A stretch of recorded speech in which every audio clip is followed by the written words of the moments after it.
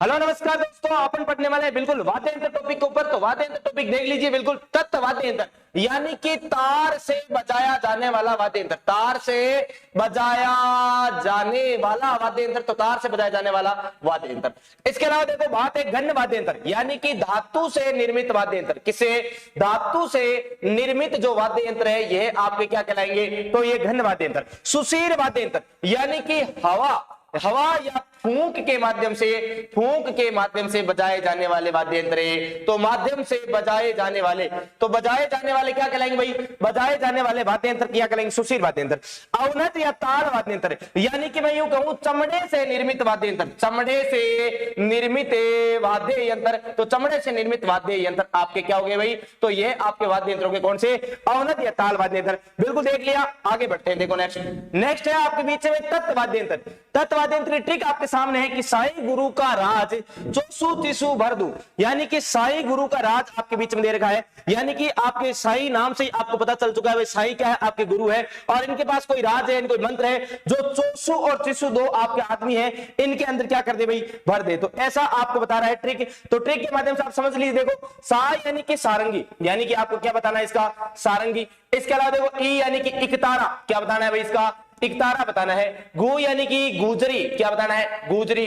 और रू यानी रबाब, क्या बताना है भाई? रबाब। इसके अलावा का यानी कि कामाइचा, कामाइचा।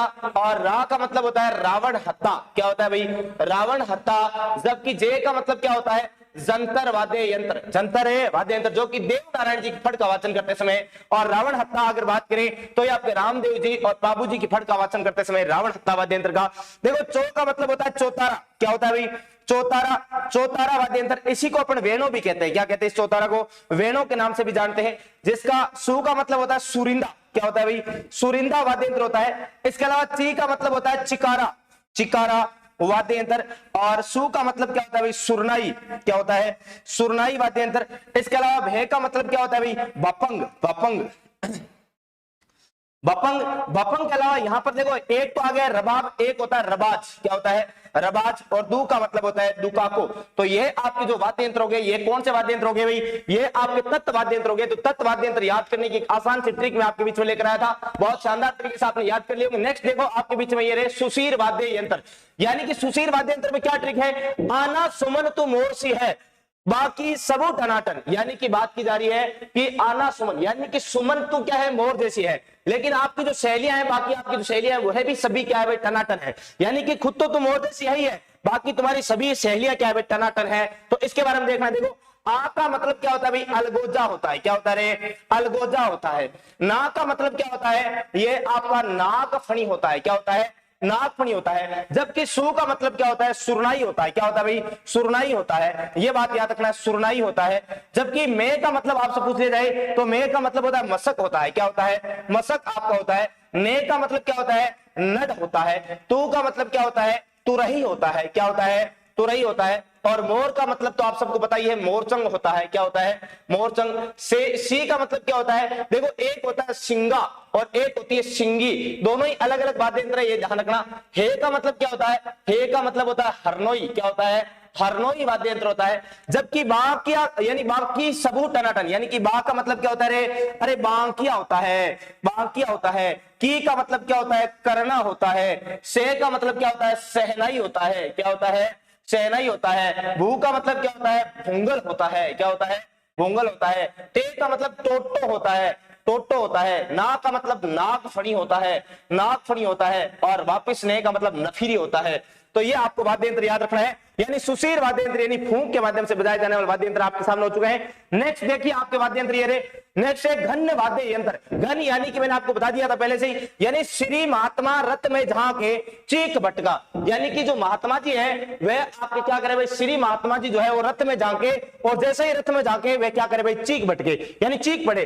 अब वो चीखे क्यों? क्या देख लिया ऐसा? तो इधर देखिए श्री यानी कि श्रीमंडल, क्या होता है? श्री यानी कि होता है श्री मंडल।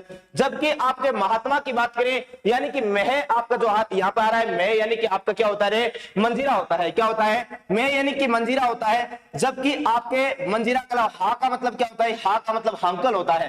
बाकी यहाँ पर ते और आपकी जो माँ की बात करें तो ये आपके साइलेंट है। फिर रथ की बात हो गई, तो रथ में अगर बात करें, रथ में आपको याद रखना है रमजोल और थाली होता है। क्या होता है भाई, रमजोल हो गया। रमजोल के अलावा आपका क्या हो गया, रमजोल के अलावा आपका एक हो गया थाली, थे यानी क्या हो गया, थाली हो गया है। मैं यहाँ पर साइलेंट है, झांझ, देखो झांझ, झा का मतलब क्या हो गया, झांझ। झांझ के अलावा एक होता है झालर, एक होता है झालर, और एक होता है आपका झंझर। क्या होता है, झंझर।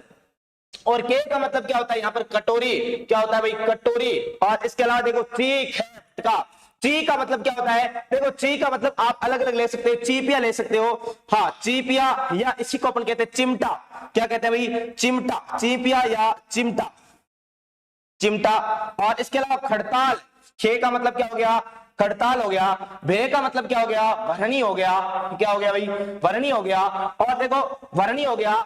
टे का मतलब अपन ले सकते हैं यहाँ पर किससे भाई, टे का मतलब यहाँ पर अपन ले सके टिकोरी से ले सकते हैं, कागरेज से ले सकते हैं। तो टिकोरी हो गया, ये लो टिकोरी हो गया। टिकोरी के अलावा यहाँ पर का मतलब क्या है, यहाँ पर का मतलब है कागरेज। क्या होता है, कागरेज। एक छोटा वाद्य यंत्र होता है, बिल्कुल इतना सा।